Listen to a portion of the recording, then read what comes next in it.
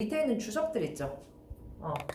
너네 심지어 주관식도 있어가지고 주석을 그냥 쓰라는 게 꽤 많이 나왔었어.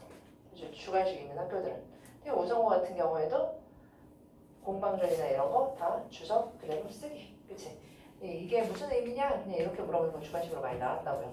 자, 여기서도 보면 이야기가 하나의 인격체로 묘사되면서 여기까지 밑줄 치시고요. 아, 그렇구나. 이야기가 오래되면서 귀신처럼 취급받는 거야. 근데 요괴나 도깨비 설화 알죠? 요괴나 도깨비들은 왜 요괴나 도깨비가 돼? 너무 오래 살아서. 죽지 않고 너무 오래 살다 보면은 얘네가 귀기가 서려서 귀신이 되는 거야. 그래서 인격체로 묘사되는 이유는 주체적으로 행동하기 위해서 인격체로 묘사되는 거야. 이야기에 능동성을 부여하기 위해서. 이야기가 마치 살아서 이렇게 된다. 이야기의 생명력이랑 이야기의 역할이랑 이걸 얘기하기 위해서 얘를 인격체로 묘사한 거야. 자, 그래서 이렇게 행동하고 사건을 전개하다 보니까 뭐가? 이야기의 속성이 드러나게 되죠. 그렇죠? 자, 그래서 이 이야기에서는 다들 읽어봤겠지만 이야기가 주머니 속으로 들어가. 그치? 이야기가 주머니 속으로 들어가는 것 자체가 이야기한테는 뭘 의미하는 거야? 죽음을 의미하는 거야. 이야기라는 거는 사람들의 입에서 입으로 계속 돌아다니면서 사람들한테 전해져야 살아있다라고 보는데 이야기를 주머니에 가둬놓는 순간 얘는 죽은 거야. 그래서 죽은 자의 복수지 이야기는. 그치? 자, 자기를 주머니에 넣은 주인을 죽이려고 하죠. 그죠? 그런 이야기야. 그런 메타포로 얘를 읽어줘야 제대로 이해할 수 있습니다. 안 그러면 이게 대체 뭔 소리야? 한단 말이야. 자, 우리 본문 말투로 한번 보십시다. 주목했는데 이거 첫 번째 줄부터 주목이야. 첫 번째 줄. 주목이 무슨 말이냐면 최종 특강에 나와 있다 이런 뜻이야. 그전 옛날에 이제 대갓집에서 독성생 안 치고 했는데 이런 부분들 있죠. 구원체의 특성이야. 들어갈 필요가 있어 없어? 생략돼야 되는데 정리가 안 되고 구원체 그대로 싣고 있어. 왜 구원체로 이거 얘기할까? 체록한 거라서. 그치? 남한테 들어서 그거를 기록한 거야. 원래 구전되는 이야기는 할아버지한테 뭐라고 물어봐가지고 그래서요 그 이야기였고 어떤 건데요? 라고 했었을 때 옛날에 그 현장성을 살리기 위해서 이야기하는 현장감을 살리기 위해서 구원체로 그대로 작성되고 있어. 대갓집에서 독과에 혼자과에 독선생을 가지고 이제 공부를 시켰어요. 지금 잘 사는 집에서 선생님 모셔놓고 과외 공부 시키는 것과 한 가지야. 자, 여기 봐봐. 지금 이런 문장들 있죠? 얘는 이야기의 서사와 관련이 있다 없다? 이야기의 서사와 관련이 없고 누가? 서술자가 추가시킨 거야. 왜? 독자를 위해서 추가된 부분이야. 아, 그렇구나. 청자의 이해를 돕기 위해서 일부러 말이 길어진 거구나. 그래서 말하는 사람 서술자, 구연자의 개입. 서술자라고 얘기 안 하고 굳이 구연자라고 말하는 이유가 뭐야? 서술자는 글로 쓴 사람이고 구연자는 말로 한 사람이고 쓴 사람은 또 다른 사람이지. 그치? 그 전에 참 대갓집이 이런 거 되게 많이 나와서 사실 읽기가 굉장히 거북스러워. 그치? 독서책을 앉혀놓고 공부를 떡 시켰는데 이놈이 공부를 안 해. 공부를 하자고 하면 자기 아버지하고 그 이후 노인네하고 앉아서 옛날 이야기를 하는데 이놈이 공부를 하면서도 이 이야기하는 것을 다 적는 거야 라 그랬어. 너 아니야? 공부하는 게 딴짓하는 거? 귀가 두 개야. 그치? 선생님 얘기 따로 아빠 얘기 따로. 옛날 얘기를 왜 적어? 재밌으니까. 공부는 재미없는데 옛날 얘기는 재밌어. 자, 근데 여기에서 적는 순간 원래는 이 이야기 이웃 노인네하고 앉아서 옛날 이야기를 하는데 얘는 구연 입에서 입으로 전해지는 구연되는 구전되는 이야기야. 근데 얘는 적는 거야 하는 순간 그 이야기가 뭐가 돼? 구현되는 게 아니라 문자가 되어버린 거야. 문자가 되는 순간. 여기서 이미 한풀 꺾였죠. 이야기가. 적는 거야. 적어서 하루 저녁에 한마디 들으면 하나를 적어서 요걸 종이에다 적어가지고는 요놈의 걸 요놈 동그라미 치시고요. 또 시험 보다가 읽을 거 많다고 이 요놈 헷갈리지 마시고요. 요놈은 이야기 종이를 얘기하는 거죠. 이야기를 봉해가지고는 봉해가지고는 봉하다. 봉해 밑줄 치고요. 얘가 이야기의 생명성을 해치는 행동이야. 그치? 봉한다. 원래 이 봉하면 안 돼. 이 이야기에 대한 사망 선고야. 봉한다는 거. 주머니 안을 만들어서 거기다가 쳐놓고 한 게 3년 동안을 그러다 보니까 주머니 3개가 꽉 찼어요. 맞네. 그치? 자, 여기에 보면 뭐라고 되어 있어? 갈등의 계기 사건의 발단 이거 찾으려니까 꼭 중학생 된 것 같아. 그치? 중학교 때 이런 거 많이 찾았잖아. 3년 동안을 주머니 3개를 꽉 채운 게 이야기와 주인공의 갈등의 발단이 되는 거죠. 갈등의 원인이 되는 거죠. 그러니까 자기 방 대들보에 딱 달아놨지. 봉하고 달아놓는 거. 봉하고 열지 않는다는 얘기 하잖아. 그래서 얘는 이야기를 어떻게 해서 문자화해서 사망시킨다. 알겠지? 그치? 얘기 주머니로 보니까 3년 동안을 저녁마다 한 개씩 집어넣으니까 얘기 주머니가 엄청 많이 들어간 거예요. 주머니가 3개 찼으니까 반복 구현되는 거기 때문에 말 똑같은 말을 이런 식으로 반복하고 있는 거야. 4년째 되던 해에 장가를 가게 됐어요. 자, 요 문장 이런 동네에서 살 것 같은 저기 홍천쯤으로 라고 그랬어. 자, 이거 서사랑 아무 상관없는 또 이 구현자의 구현 설명인데 여기에서 우리한테 주는 정보가 뭐야? 이 사람이 지금 어디에서 말을 하고 있는 건지 모르는데 홍천 어딘 줄 알죠? 강원도. 여기서 차 타고 가면 1시간 20분 정도 걸리는 거리죠. 자, 근데 여기서 한 1시간 20분쯤 걸려를 이런 동네 여기서 출발하면 아마도 홍천쯤 거리에 대한 정보를 주는 부분이야. 그래서 밑줄 쳐서 옳은 거 틀린 거 할 때 그런 거 나올 수 있어요. 거리에 대한 정보를 주는 겁니다. 거리에 대한 정보를 현재를 기준으로 얘기하고 있어요. 현재 기준으로. 과거 기준 아니야. 장가를 가게 됐어요. 이런 고개를 하나 넘어가야 되는데 그 전에 왜 가마에다 이렇게 가야 되잖아요. 가마에다 이렇게 가야 되잖아요. 그냥 가마 타고 간다는 소리를 복잡하게 하고 있어요.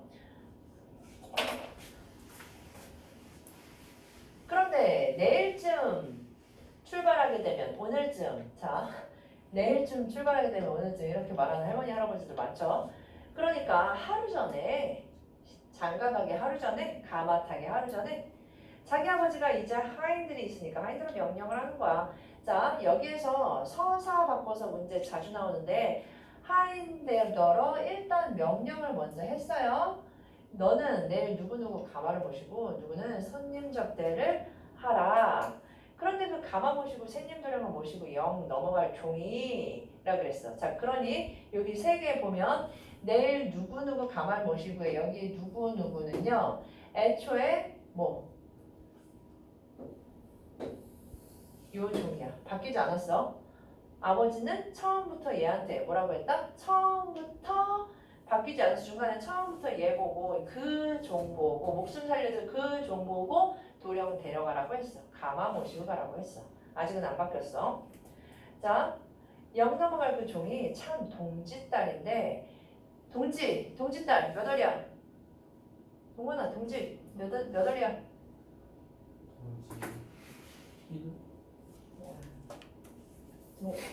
동지딸은 11월 12월 섣달 그치? 섣달 동지딸 11월 섣달 12월이야 알겠죠? 그럼 1월은 뭐야? 정월이잖아 정월 대벌 말지 정월 알겠죠? 동지딸 정월 동지 섣달 그치? 그렇게만 좀 기억해 놓으세요. 헛개눈이 밤에 깜짝실에 이렇게 와서 눈을 쓸으러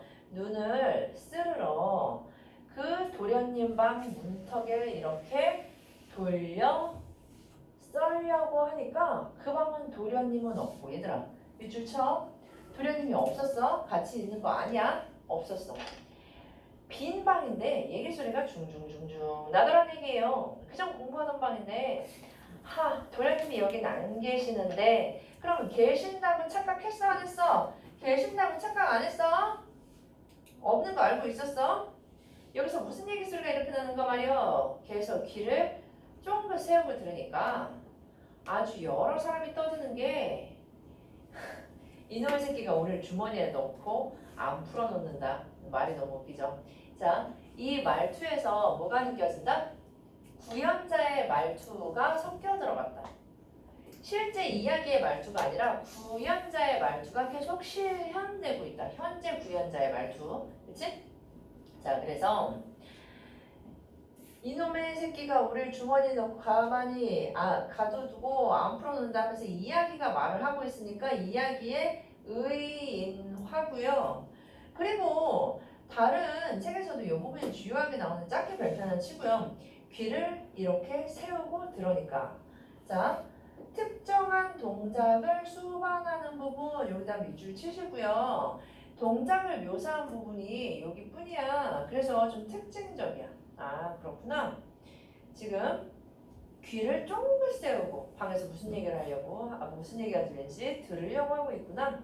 그랬더니 갑자기 욕을 하면서 안 풀어놓는다 하고 이야기하고 있어. 그러니까 이 새끼가 하면서 이어집니다. 내일 장가를 간다는데 저 고개를 넘어 장계를 간다니까 우리가 잡아야 된다, 잡아야 한다. 이 잡아야의 의미, 복수 여러 가지 의도를 막 써놓은 선지가 나오면 잘 골라낼 수 있어야 돼 얘들아. 여기에서의 잡아야 되는 이유는요. 나를 죽였으니 너도 죽어봐라. 그냥 그거야. 알겠지? 따로 이유를 확장하거나 다른 것으로 교체하시면 안 돼요. 우리가 잡아야 된다 이거지. 우리 열에 이걸 잡아야 되는데 우리 이렇게 이걸 잡아야 되는데 자 그러면서 토론이 많이 나오겠지 했는데 이 토론은요 죽이자 살리자의 토론이야 아니야? 아니야. 한마음 한뜻으로 죽이는데 어떻게 죽이느냐의 토론이야. 그래서 원본 보면은요 다른 이야기 버전 보면은 여기서는 돌배를 죽이려고 하지 근데 장가가는 방석에다가 바늘도 넣으려고 하고 뭐 다른 열배로도 죽이려고 하고 매실로 죽이려고도 하고 막 여러 가지 막 인원들이 나와. 여기서는 한 가지만 나오죠. 그래서 여기 토론 내용상 옳고 그른 거 물어볼 때 얘들아 토론은 어떻게 죽이느냐야. 어떻게 죽이느냐 죽이냐 살리느냐 문제 아니야. 귀신끼리라도 다들 그렇게 얘기한다. 자 뒤에 그럼 그걸 어떻게 잡아야 되느냐? 그러니까 내 말 잘 들어라.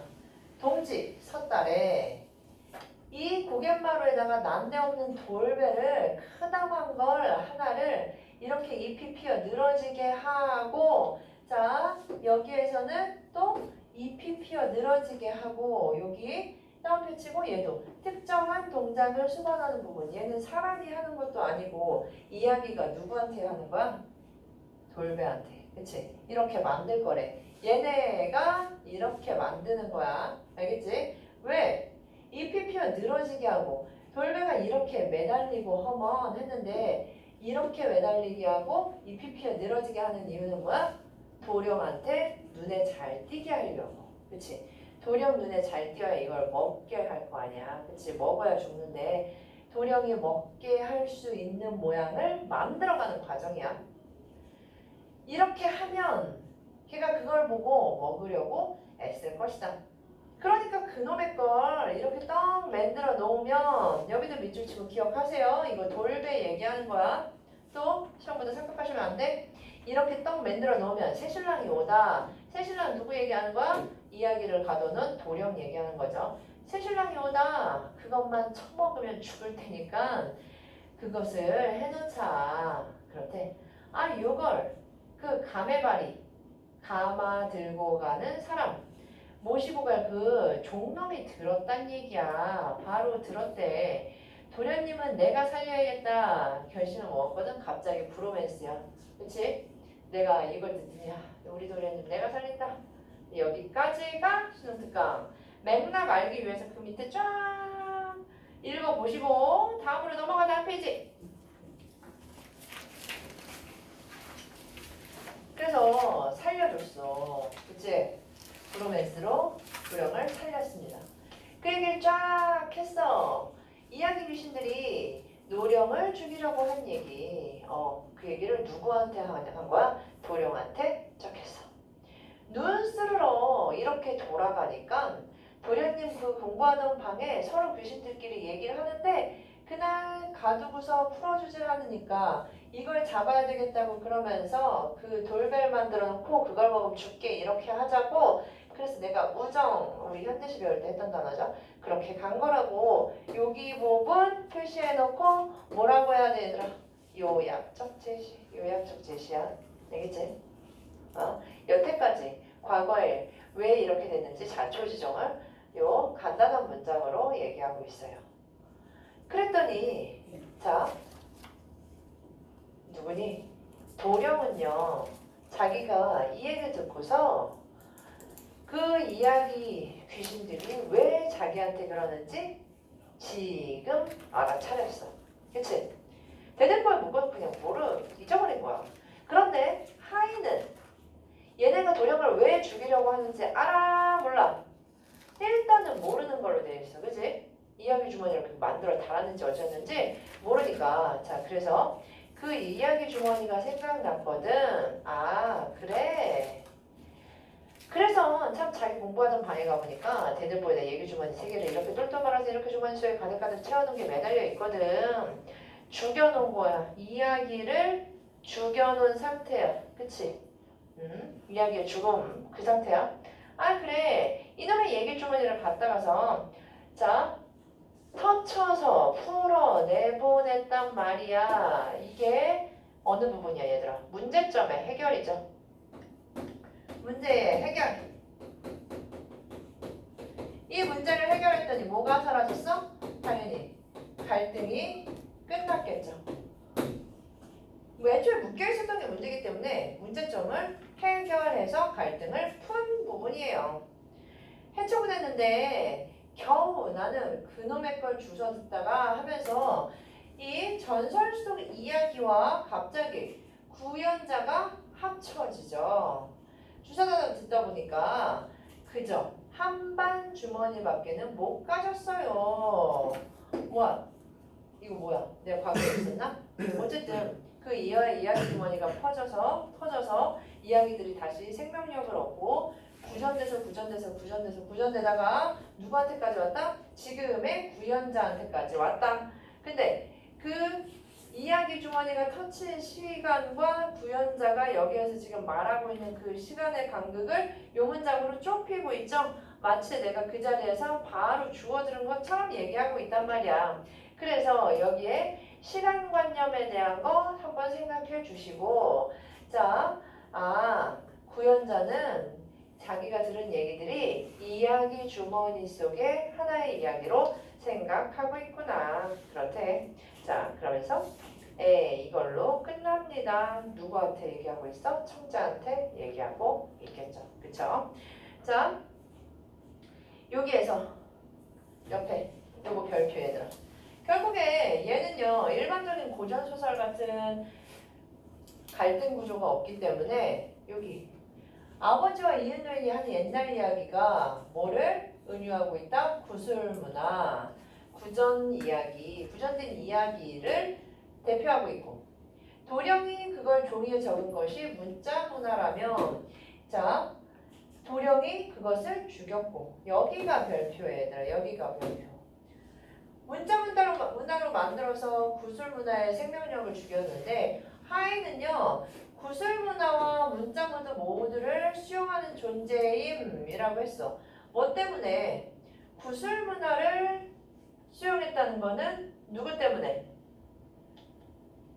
얘로 인해서 누가 살았니? 도령도 살아남은. 그리고 이야기도 살아남은. 둘 다 살아남음이죠. 그쵸? 얘는 문자 문화고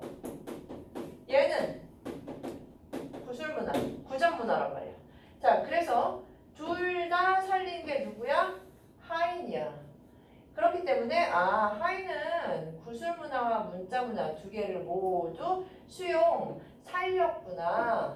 둘 다를 다 살린 존재가 바로 하인이구나 라고 생각해 주셔야 됩니다. 알겠죠? 자, 그래서 도령이 하인의 말을 듣고 주인에서 이야기를 풀어준 거는 결국 이 구술문화가 어떻게 됐다?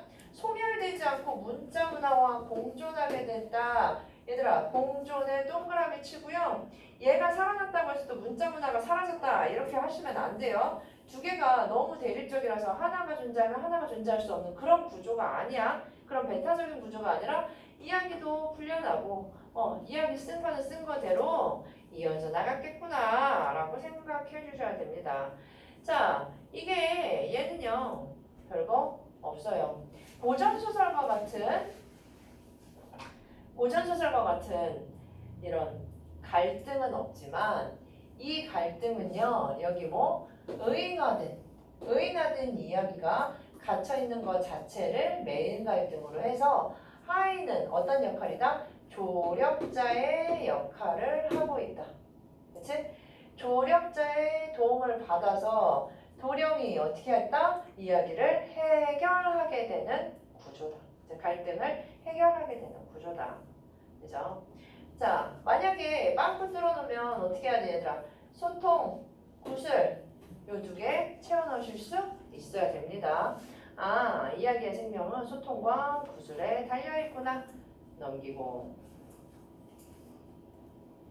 자, 우리가 지금 서사에 대해서, 메타포에 대해서, 비유적 표현에 대해서 쭉 얘기했는데 얘는 갈래적인 특성이야.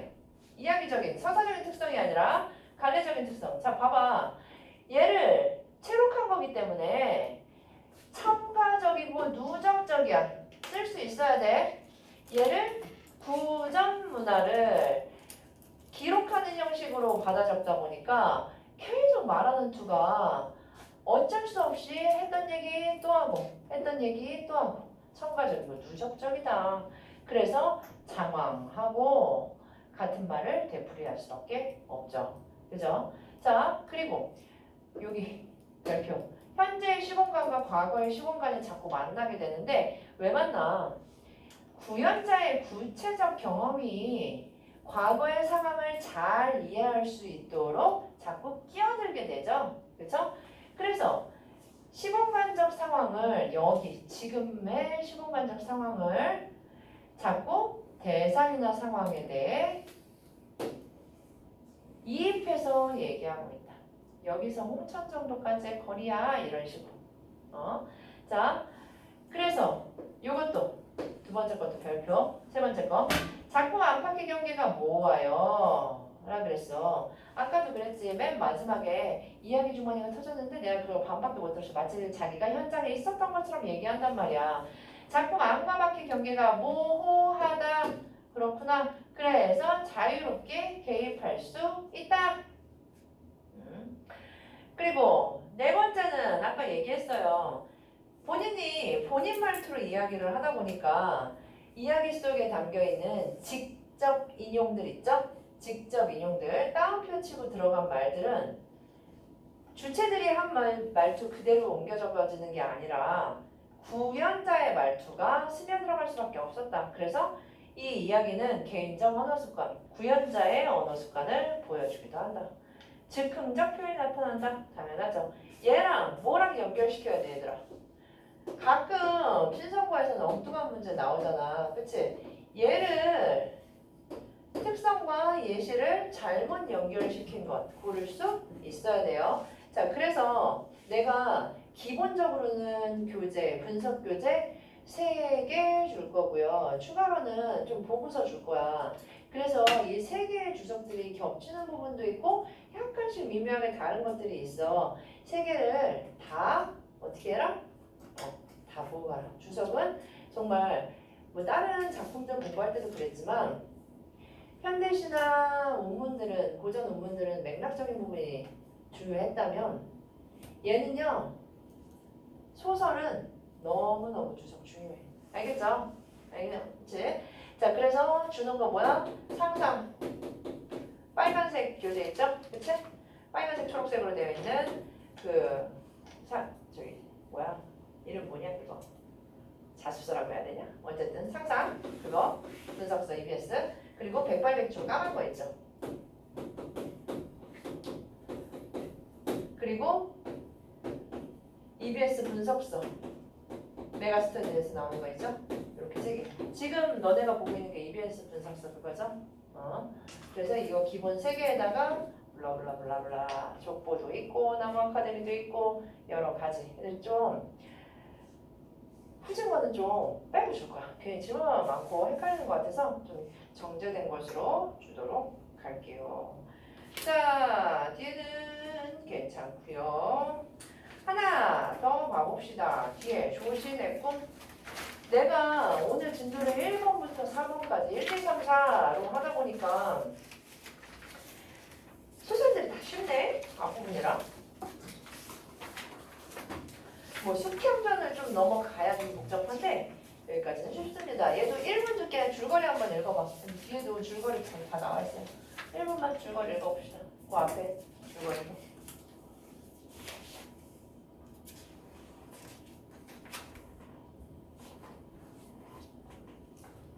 왜? 내가 왜?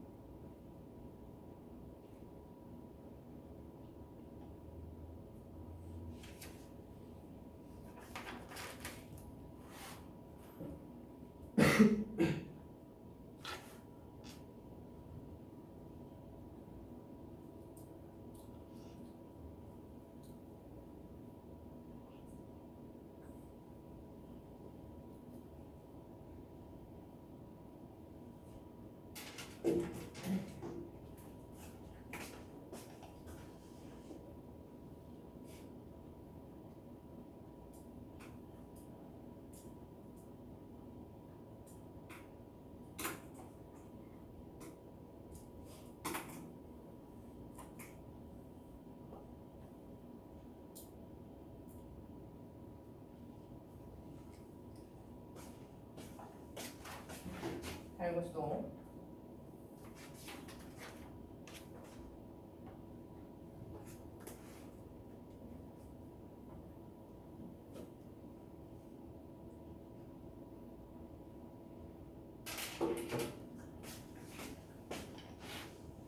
보십시다. 자, 얘는요. 조신몽, 조신의 꿈. 얘는 신라시대를 배경으로 하고 있는데요. 자, 현실, 꿈, 현실의 구분이 뚜렷한, 모호하다고 하지 마. 뚜렷하냐? 알겠지? 이게 내신이니까 뚜렷한 환봉 구조 맞아요. 알겠지? 뚜렷한 환봉 구조를 나타내고 있다. 작품의 내용은 조신의 하룻밤의 꿈이야. 여러 날 아니고 일단 현실에서는 며칠? 현실에서는 하루. 그래서 잠들었다가 깨니까 그날 밤이었어 여전히. 그치? 불교적 깨달음을 환봉구조로 나타낸 것이 특징이다. 그러면 이거의 주제는 뭐라고요? 불교적인 깨달음. 불교의 동그라미야 얘들아. 이거 지극히 불교적인 배경을 가지고 있어. 불교적인 세계관입니다. 옛날 신라시대 때, 신라시대니까 더더군다나 불교적 깨달음이죠. 신라시대 때에 세속적인 욕망을 덧없는 것이라고 알려주는 이야기야. 얘들아, 법정은 스님 책 제목이 뭐야? 무소유. 내가 이거를 왜 불교적이라고 얘기하냐면 세속적인 욕망을 가장 금기시해. 조선시대에도 이런 게 좀 남아있어서 유교에서는 이 자신이 이익을 얻는 행동, 그러니까 상업적인 행동을 굉장히 천박하게 생각하죠. 조선시대에는 이게 천박해지는데 신라시대에는 자기가 뭘 갖는다는 거, 소유한다는 거, 세속적인 그러한 욕망을 굉장히 나쁜 것으로 생각을 했어. 자, 하지만 세속적인 욕망이 나쁘다고 정의를 내린다고 해서 사람이 세속적인 욕망을 안 가질 수가 있냐? 그 시대는 다 세속적인 욕망이 없었냐? 그렇지가 않죠. 인간이면 뻔하지 뭐. 자, 그래서 승려 조신 역시. 게다가 승려야 절대 이런 거 가지면 안 돼. 근데 승려 조신이 태수 김효의 딸을 흠모하였다. 일단 이거부터 안 돼. 흠모부터가 세속적인 욕망이야. 가지려고 생각을 하면 안 돼.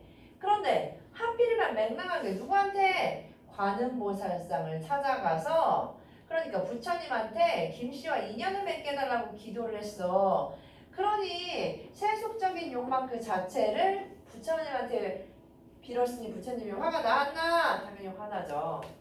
다른 사람과 혼인해서 조신은 소망에 이를 수 없었는데 그때 관음보살상 앞에 가서 날이 저물도록 어떻게 했다? 원망하면서 슬피 울다가 잠이 들고 그 꿈속에서의 얘기가 이어지는 겁니다. 알겠죠? 그래서 이 전체 환경구조 어떻게 해서 꿈을 꾸게 되고 그 꿈이 깨어났을 때 어떤 깨달음을 얻는지 확인을 이제 큰 구조 안에서 좀 확인해 봅시다. 자, 그래서 꿈속에서 이러이러한 일이 있었어. 강몽 후 꿈에 들어가는 걸 임몽이라고 한다면 꿈에서 깨는 걸 강몽이라고 하죠. 강몽 후 그는 겉모습은 물론이고 얘들아 몇 시니까 겉모습도 변했어. 속만 변한 거 아니야. 생각만 변한 거 아니야. 머리가 하얘져. 겉모습은 물론이고 마음까지 또 달라져 있었다. 수염은 머리카락과 수염은 모두 하얘져 있었고 재물에 대한 욕심도 사라지는 것으로 마음가짐이 바뀌었습니다. 자, 그런데 왜 하필 이런 주제를 가진 이야기를 환몽구조라고 얘기했을까? 환몽구조 자체가 주제를 구현하는 데 도움을 주기 때문이야. 야, 너 뭐 갖고 싶다고? 갖고자 하는 것은 꿈이지! 라는 주제를 던지기 위해서 더더군다나 이런 이런 구조를 선택한 거예요. 그래서 얘는 형식과 내용이 유기적으로 맞물려 있다라고 얘기해도 된다 안 된다? 되죠. 구조 자체가 내용, 주제를 훨씬 더 잘 말해주고 있는 거죠. 오케이? 뜬금없는 형식은 아니야. 오케이. 예.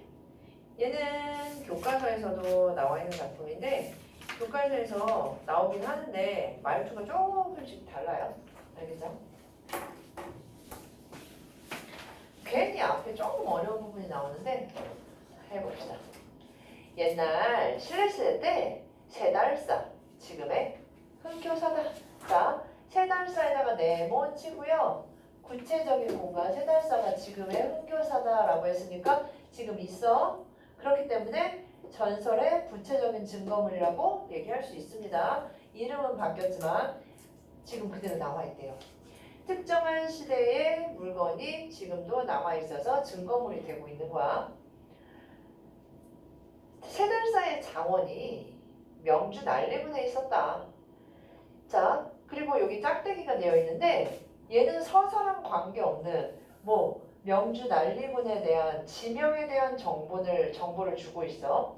그래서 지리지를 살펴보면 옛날 책을 살펴보면 명주에 난리군은 없고 다만 날성군이 있었는데 본래 날성군으로 지금의 영월이다.